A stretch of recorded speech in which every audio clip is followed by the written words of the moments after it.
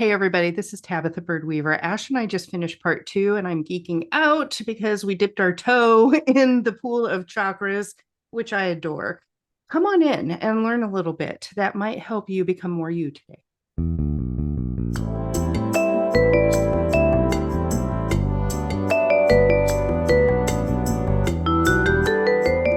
Welcome back to part two of my interview with Ash Marshall Odell. This is the CPTSD podcast. I'm Tabatha Bird Weaver, licensed therapist. I'm really glad to be with you today. We're going to be talking about pranic Reiki, which is intriguing and fantastic, in just a moment. But first, I wanted to ask you to please like, share, subscribe, save, whatever it is that you do to support this, because we would like the message to travel far and wide, and we appreciate it. Also, we have an Indiegogo campaign that is up and running. So please, if you are interested at all in donating or supporting this work, check that out. We appreciate that too. Ash, welcome back. Thank you. I really enjoyed our conversation during part one, and thanks for providing that, fundamental education about what Reiki is. If you didn't tune into that, audience, you might want to just head back over there and give that a listen. Ash, I would love for us to start out with another description in general of what Reiki is, in case this is the first time somebody's listening. And then I would love to hear about your journey to create pranic Reiki. And then maybe we can talk a little bit about what that is and how it overlaps with what I do with energy psychology. That'll be a fun conversation. So you're on a journey. I'm on a journey. We're all on a journey. We're all on a journey. Life is a journey. Right. And in fact, that's the name of your business, Sacred Journey. Yes. Also put a link down below in the description. But you're on this journey of self-healing and tuning into where you have passion, where you have skills. And all of a sudden, you're like, dang, I'm just going to create a whole new form of Reiki. I didn't know I was doing that. I'll tell you truly. When I started, I was like, I don't know what's going on right now. We're just going to go with it. That's remind us what Reiki is, and then I'd love to hear about that. Sure. So Reiki is it's a gift, honestly, and it's a blessing. It's an energy modality that anyone can use, receive, and benefit from. And it's a set of frequencies. So we measure so much in life. Body parts. So the heart, like 1.2 hertz. Emotions are measured in hertz. Light waves are measured in hertz, which is just vibration. It's the cycle of one electromagnetic wave. And then, of course, our brain waves are measured in hertz. So these set of frequencies are attuned to you, by which you become, I'll say installed, even though that's not what it really is exactly, but attuned to, made aware of, conscious of, and they're gifted to you from a Reiki master and teacher. And they allow you to understand consciously energy information for self-healing and even helping others with their own healing. And what it does is it actually changes the vibrational frequency of things within, so that if you were to think about two tuning forks, like an A tuning fork, and you strike it and it starts vibrating, and you bring another A tuning fork over, it's going to start vibrating at the same thing. And so if you've ever seen that commercial with these speakers, and there's like these, it's like a gum commercial from way back when, and there are all these sort of ball bearings, and they're bouncing around like that, and they start moving, and then they just flow away. Reiki kind of does something similar, and that's a pretty poopy analogy for it, but it's kind of like that. And it just helps your physical body, your mental state, your emotional state, your overall well-being to feel better and better and better. Mm-hmm. It helps you to become more insightful, clearer in your thinking, and to more easily process a lot of things that you have perhaps struggled with in a lot of ways. So yes, that's sort of a longer explanation than the previous talk we did. It was a great explanation. And I just want to pop in there with some translation for those of our listeners who are not energetically inclined and haven't been in this world where this language is very common. Basically, what we're talking about here is that humans put off vibes, and that's true. You can feel it, right? Now, we don't always interpret them correctly, but we can feel it. So let's say you walk into a room and you're like, what the heck just happened in here? That's an energy frequency. And also, we emit hormones like cortisol when we're stressed. And that the theory, one theory there is that, you know, how we have that old idea of women's menstruation aligning when they spend time together. Yes. That's what this is. It's an excretion of Mhm. hormones and chemicals that we pheromonally accept and understand, but also there is a literal vibration. I would encourage people to check out heart math as a Mm. way to start understanding this. Also, just Google it. There's tons of scientific information about human frequencies. So when you say that they're installed to you or gifted to you by a Reiki master, what you're really talking about, from my perspective, is that those things you are already aware of, now you know what they mean. And there's clarity around that you might not have had before. Is that a reasonable translation? Kind of. Yes and no. And we'll leave it at that because then we start getting really deep into things that can be a little bit more confusing, especially Okay. if you're new to it. Fair enough. Fair enough. So let me back it up just a little bit because I want a solid yes that our audience can walk away with. I think everybody can do Reiki. Yes. Everybody has the potential to do it. So it's not hidden or secret or something that you have to do excruciating things for. So if you're interested in it, you could pursue it. You can. Yeah. Anyone can. Yeah. Okay. And if you were to think about it this way. So if your audience were to clap their hands multiple times really hard and then rub them together super fast for, 30 seconds or so, and then do this with your fingers and notice what you notice in between because people describe them as magnets. Yep.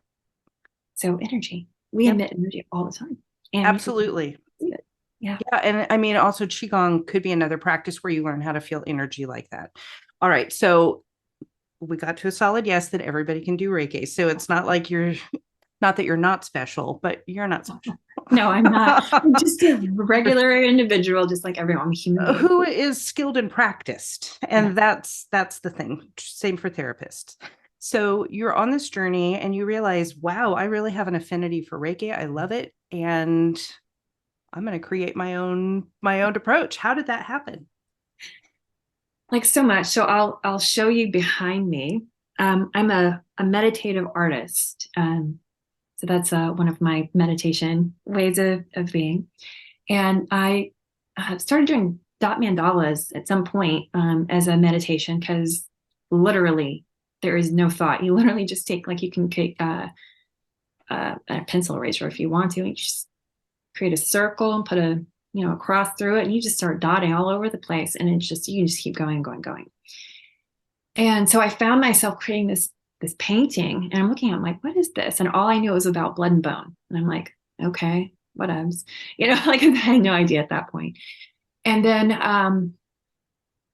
let me back it up. Before that, in 2018, I was working with a client, and I had these two symbols come in because they were required for that client's healing that day. And I'm like, okay. So I did that, and I was attuned at that time, which again sounds kind of interesting. And then I didn't use them for a very long time, like years, 3 years, 2 years. It's hard to remember now. And then I was meditating one day with my Usui Holy Fire Reiki, with the first symbol to which you're attuned, Holy Fire, which is not so Reiki is not affiliated with any type of religious practice, and it supports all. So I want to be very clear about that. So it's not in any way predicated on a religious belief. Mm-hmm. So I'm doing this, and it morphed, changed, and grew. I got attuned to that. And so literally for weeks, it was like this giant flame was all around me. And I was just standing all like feet and feet above my head. And I don't know if you talked about grounding, but grounding is where you imagine and send roots out of the bottom of your feet down into Mother Earth and allow that energy to just flow up, and you just feel grounded and present and calmer. I couldn't ground for like a year or two. Oh, I Like, bet that was was distressing. shooting off to the side every time, and I'm like, whoa. And over time I was attuned to symbols through meditation. And in Reiki, symbols kind of indicate what the energy is used for. So it's the form of the function of energy. So if you were to think about the spirals, that do this. So if you go one way, you're pulling stuff in, right? Mhm. Pulling it in. If you go the other way, you're releasing it. So that's just a simple way of thinking about forms, the energy of forms. Everyone can think about a funnel in the way that, water swirls around to go down the drain or whatever. Right. It's energy. So I was working with these for a couple of years. Um,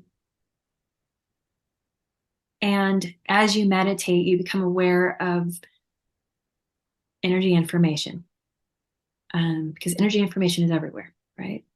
And you have divine source, or my idea of it is the Big Bang theory, Okay. creation. So That the point of explosion.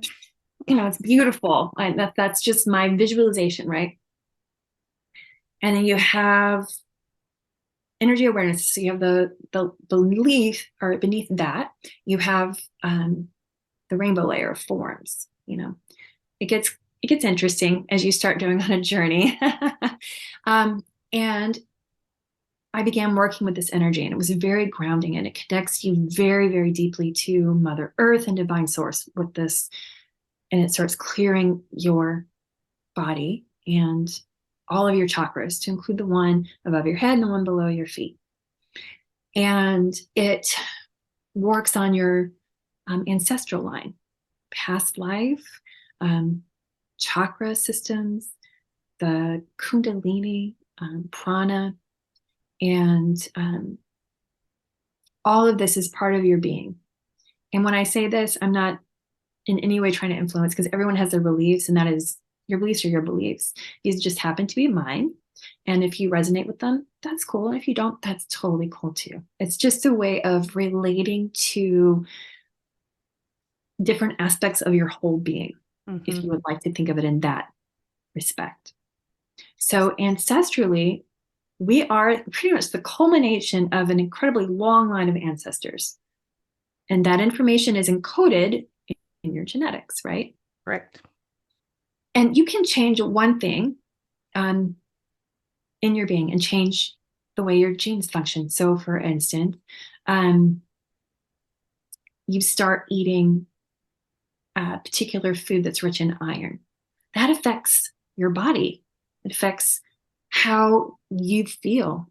I mean, mentally and physically, and even emotionally, sometimes the things that we take affect every part of us. And we can make changes in our genetics with exercise or diet or a whole host of things, to include energy changes.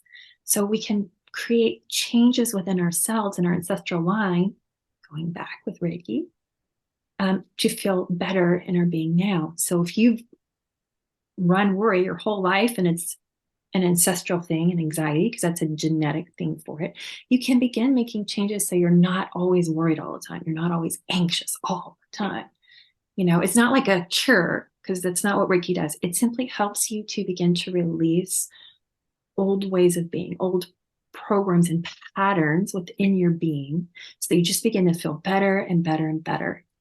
As you release things and you heal them, you become more empowered. You start choosing differently, because you're aware of different behaviors now. You have more insight about yourself. So, say, for instance, you've been a coffee drinker and you drink it morning, noon, and night, and you're like, oh, you get an awareness like, oh, this is making me anxious and grumpy in the afternoon. I'm tired. And so, something you never thought about before, this is something you're aware of now. So, you're like, oh, let me switch to water. I'll have 1 cup in the morning and I'll drink water the rest of the day. And you start experimenting, you feel better. So, Reiki is not only about creating changes in your body, it's also about helping you to become clearer about who you are and what helps you be your best self, right? It's just a Yes. tool, It's right? it's one of the important things to think about when you're considering a therapeutic modality is, what is its goal? And the goal of good therapeutic modalities is for you, the client, to make the unconscious conscious. Yes. Right. And I just wanted to pop in there and say that if you're curious about what Ash is saying regarding genetic shifts, the clinical term I would use for that is epigenetics. Yes. And we have solid, really solid research showing that trauma is passed down genetically.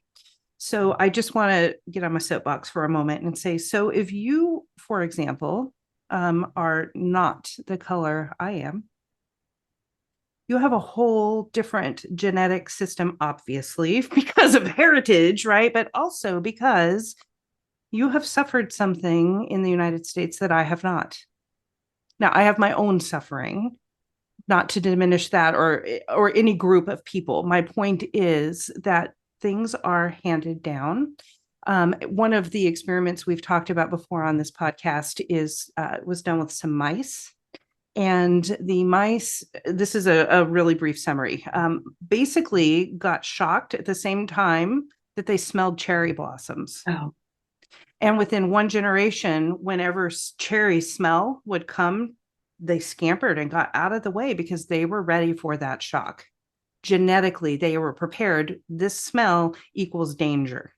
So just think about you as a client. I'm talking to our audience, Ash. You can think about you too, but just think about you. And most of us with CPTSD, our parents are also traumatized.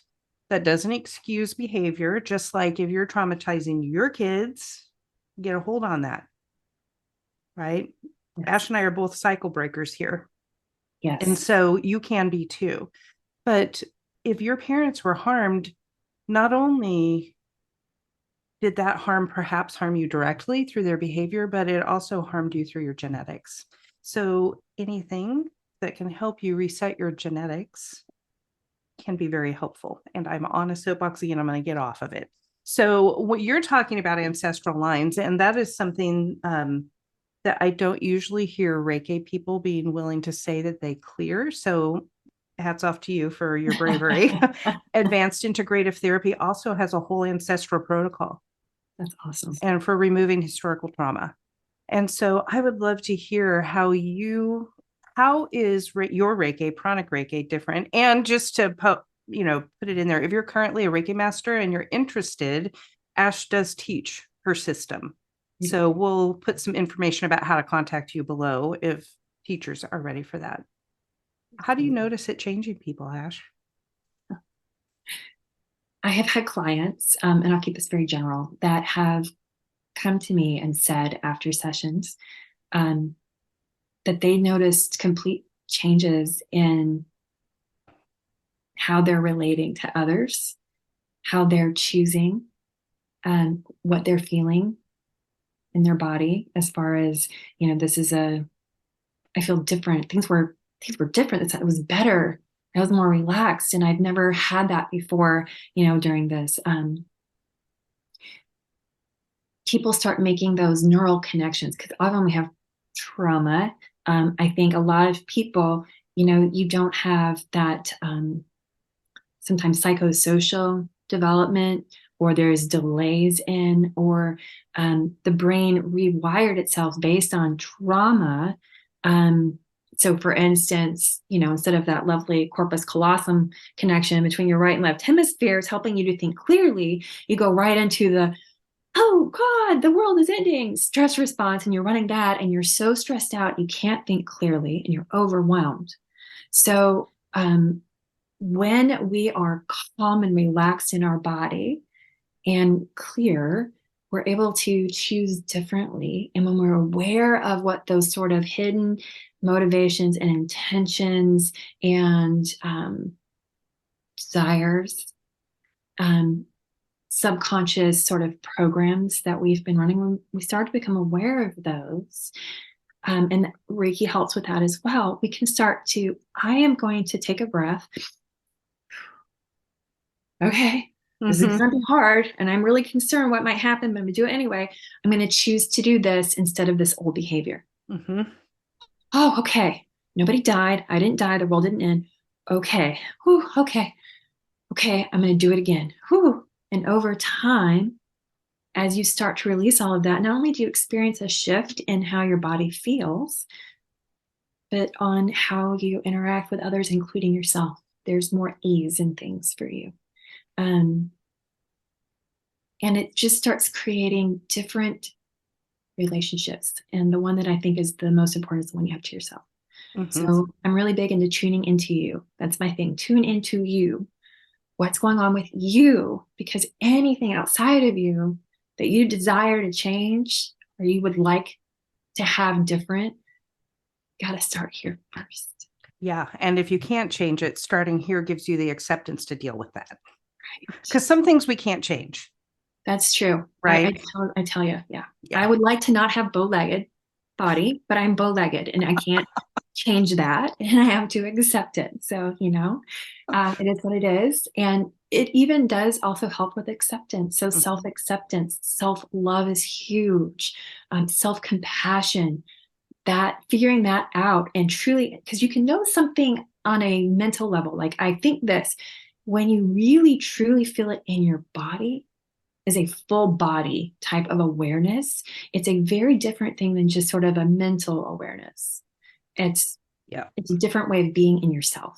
And it's Yeah. truly freeing in a lot of ways. It Yeah. sure is. It sure is freeing. And just a side note, there's a big trend right now in mental health treatment and adjunct mental health treatment about somatization and somatic therapy, which I'm pro somatic therapy. So do not hear criticism here, except a little criticism. I mean, not really, because I mean, somatic therapy specifically will help you integrate the bottom with the top.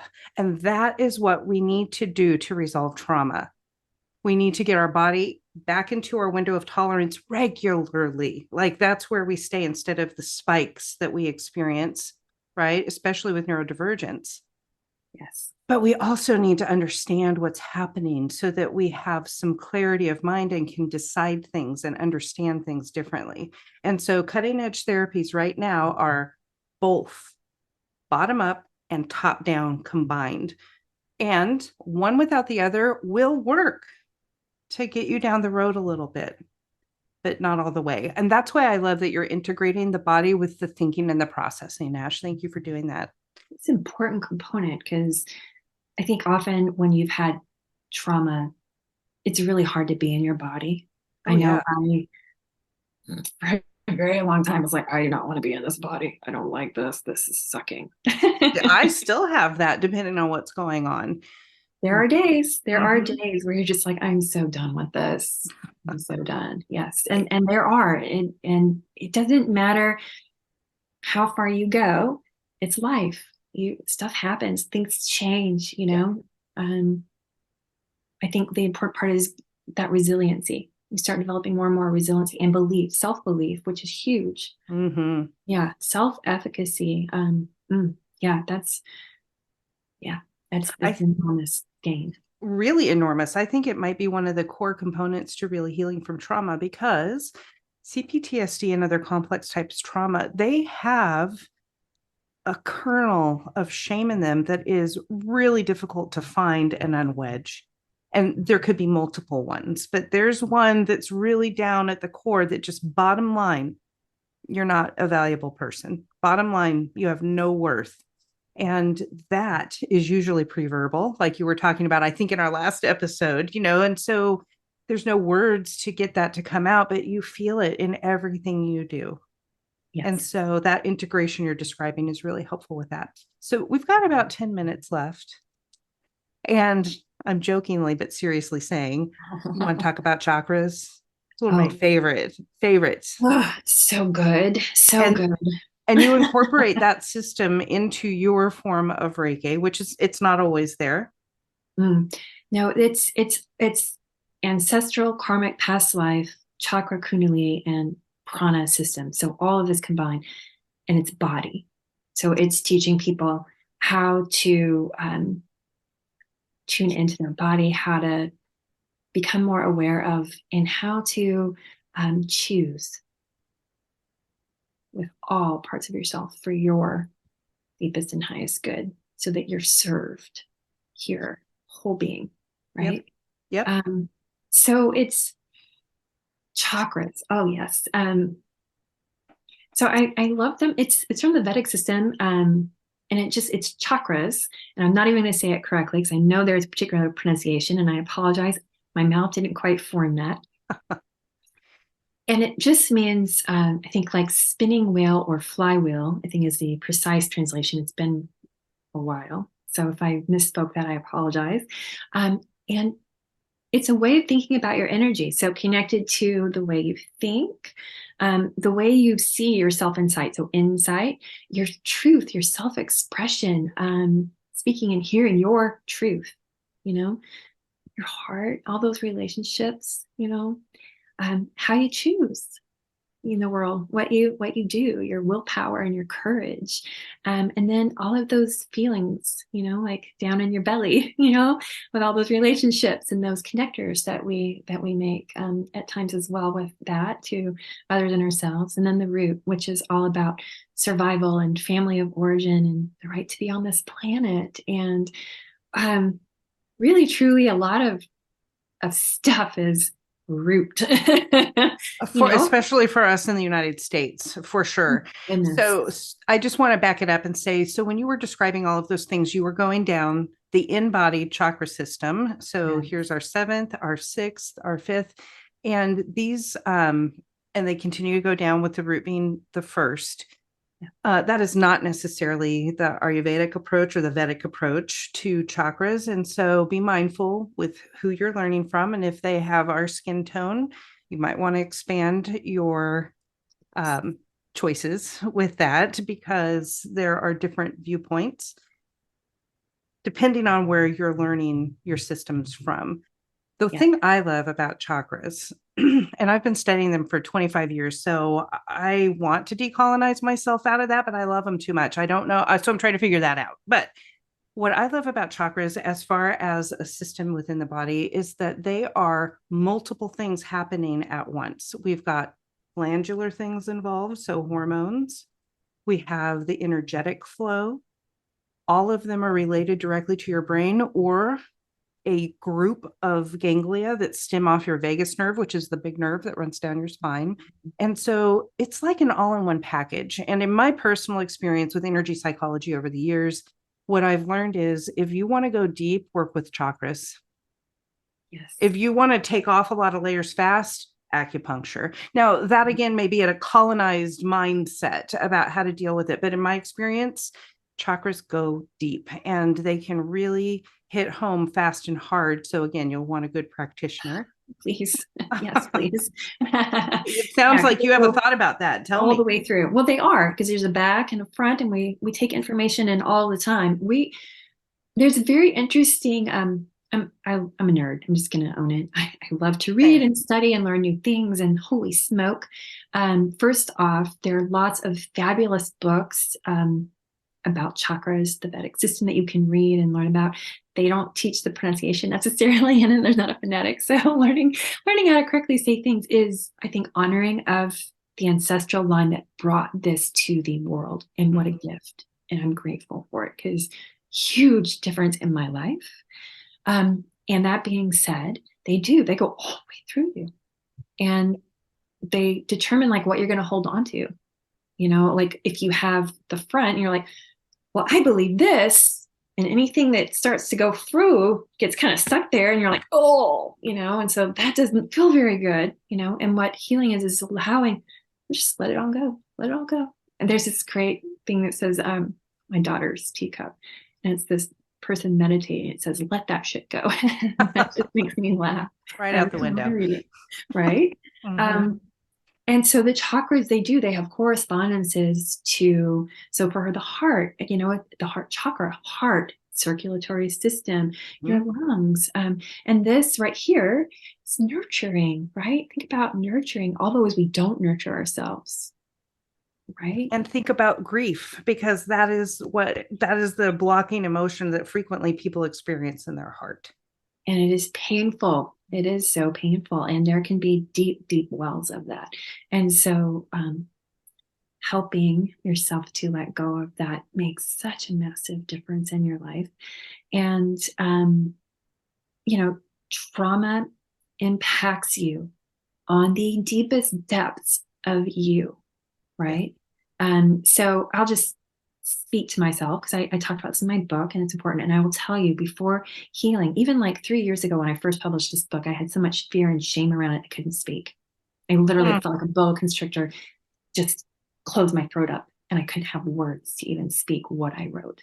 I didn't want anyone to read it. Isn't that funny? And I wrote it.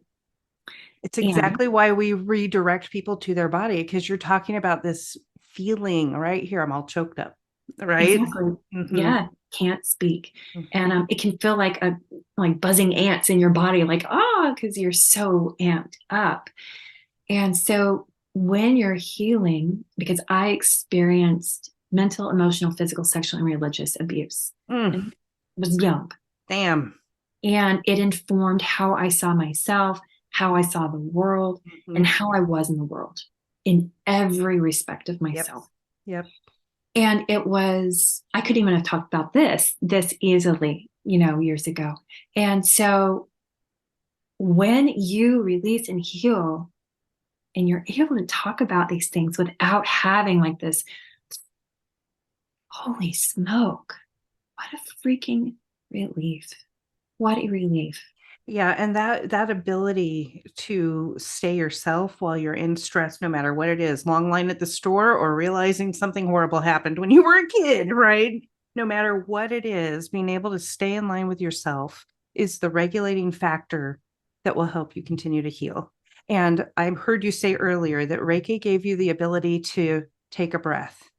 And I just want to come back to the number one thing, especially if you're starting your journey, that you can do to help regulate yourself and your relationships is pause, take a breath. Every time. That doesn't mean everything goes perfectly after that, but you have a better shot. So, Yes. Ash, can you believe we're at the end of our time again? My goodness. I think you may be coming back sometime. Um, just last shout out to our audience. Please tell them the number one book they would read about chakras if they wanted to, for your suggestion. Oh gosh. I know. Sorry, I I put have you on the to. spot. It's okay. Let me see if I can. I think it's on this bookshelf and it's not. I'm so sorry. Let me check. I'm impressed you're going to get a prop. I am.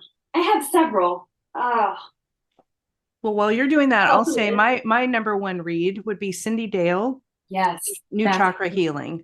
yes. It's And amazing. it's a different spin on chakras. And so, I mean, it's the same stuff, but I just love her perspective.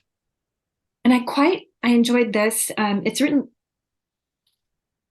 I'm of that age, by Dr. Frank Ross, and it's ROS. I don't know exactly, but it's the lost secrets of, and you can see all my sickies, Ayurvedic acupuncture. And within that, he discusses not only the chakras and the nadis, he talks about the five elements and a whole host of other things. And um, there are a lot of books that are really great with chakras, but Cindy Dale's fabulous. Yeah, Mm-hmm. very Really great read. accessible. So that book, Ayurvedic, is the Indian approach to what we're talking about. So I love that. Well, I don't know who that guy is, but I might buy that book now, Ash.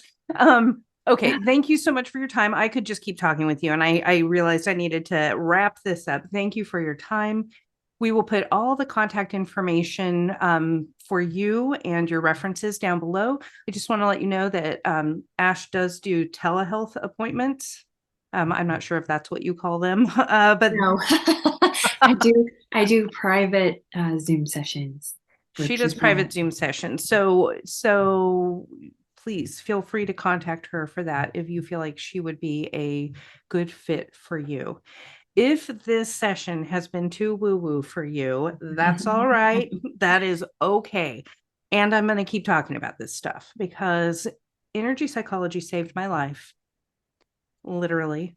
I had been graduated from therapy 3 times before I found an energy psychologist because as somebody recovering from trauma, I know what I'm supposed to do to make everything be okay and still and calm. And so that masking got me in and out of therapy. And I chose it, by the way. It's not like somebody put me in it. So if there is a way for you to remove that mask from yourself and see yourself in a whole new light, I really encourage you to step forward into it. Energy psychology is a great place to start. Complementary medicine, such as Reiki, Ayurvedic approaches with herbs, and acupuncture are also great places to start.